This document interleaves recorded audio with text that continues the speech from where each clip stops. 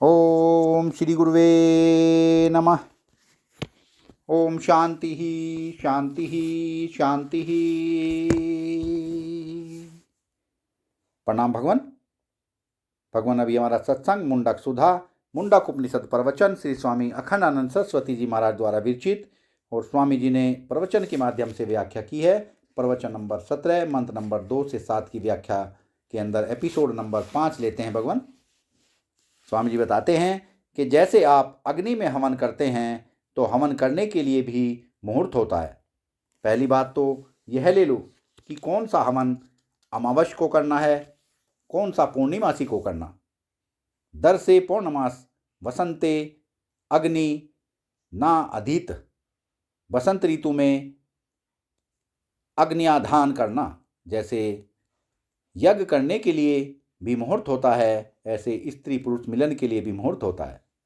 पहली बात तो यह लो, काल का नियम है, फिर देश का नियम है। स्थान कैसा, एकादशी नहीं होनी चाहिए, पूर्णिमा नहीं होनी चाहिए, संक्रांति नहीं होनी चाहिए। ऋतुकाल की जैसी विधि है वैसे समय निषिद्ध समय नहीं होना चाहिए। तो मुहूर्त देख करके धर्म है यह गृहस्थों के लिए। अच्छा, स्थान का नियम है, इसमें मंदिर नहीं होना चाहिए, तीर्थ नहीं होना चाहिए, नदी का किनारा नहीं होना चाहिए, दिन नहीं होना चाहिए, बहुत सारी बातें हैं। यह जैसे यज्ञ करने के लिए स्थान और समय देखते हैं वैसे इसके लिए भी देखना चाहिए।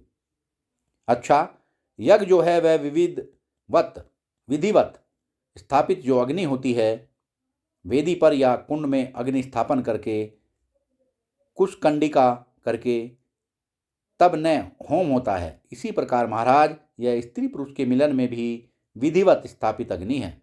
माने जो विवाहित पत्नी है उसी के द्वारा यह संतान उत्पन्न की जा सकती है।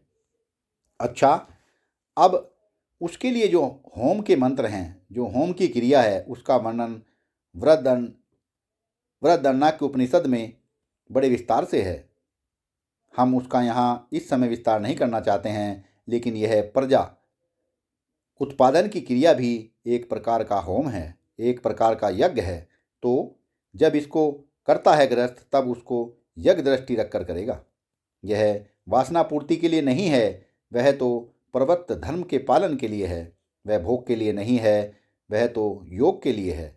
इसमें यह पंचाग्नि विद्या मनुष्य को पवित्र बनाने वाली है। उस समय भी यदि किसी का यह ख्याल रहे कि अरे यह तो यज्ञ है, वहाँ अग्नि क्या है, वर्णन आता है कि वहाँ अग्नि क्या है, वहाँ कुंड क्या है, वहाँ वह धुआं क्या है, और वहाँ धरत क्या है, सुरवा क्या है। इस प्रकार छांदोग्य उपनिषद में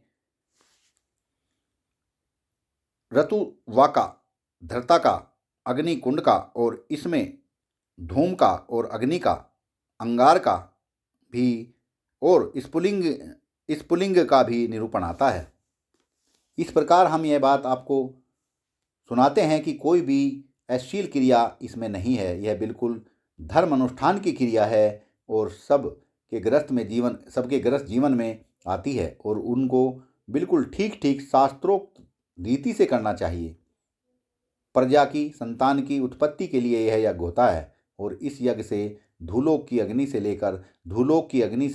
लेकर के धूलोक में अग्नि, पर्जन्य में अग्नि, पृथ्वी में अग्नि, पुरुष में अग्नि और योषित में अग्नि, ये 5 प्रकार की जो अग्नि है यह अग्र या ध्यान से फिर हवन से जो सृष्टि होती है वह सारी की सारी सृष्टि उसी अव्याकृत अक्षर से होती है। वाह भगवान वाह। और उस अव्याकृत अक्षर से उपलक्षित जो है वह प्रात पर पुरुष है।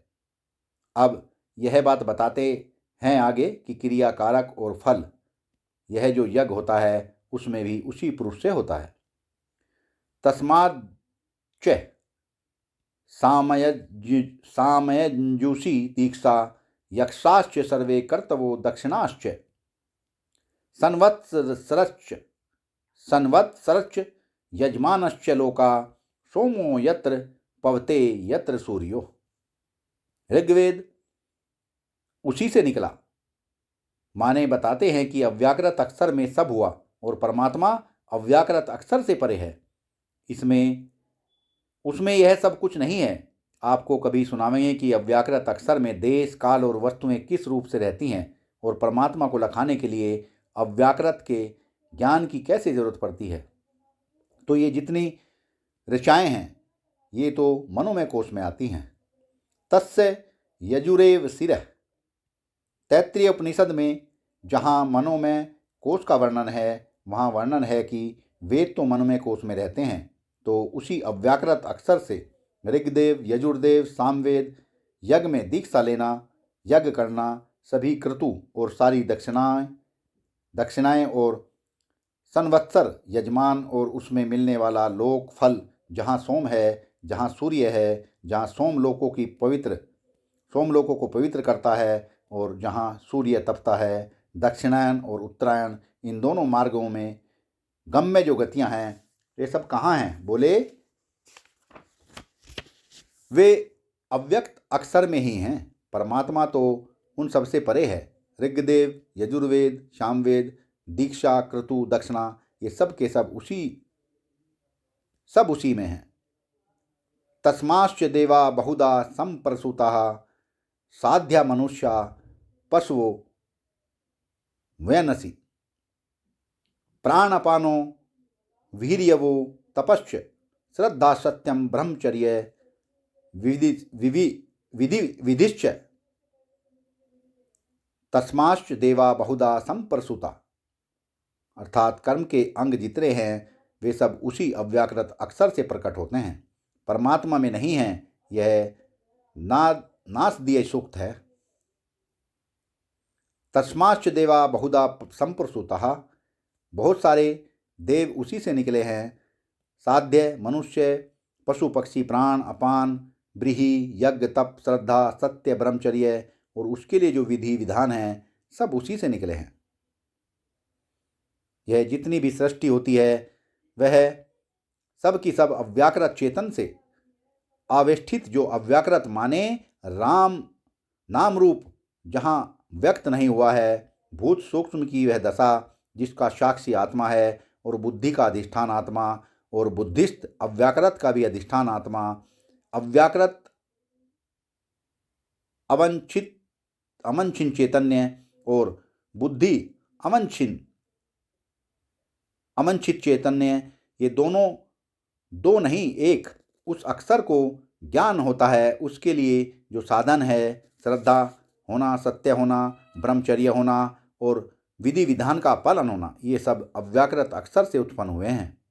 महाप्रलय के समय ये कोई नहीं रहते हैं, ये सब के सब जन्य हैं और सिद्ध वस्तु से इनका कोई संबंध नहीं है।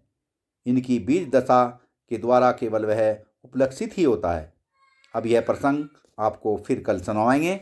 सत्संग को विराम देते हैं भगवान, आगे का सत्संग कर लेंगे। प्रणाम भगवान।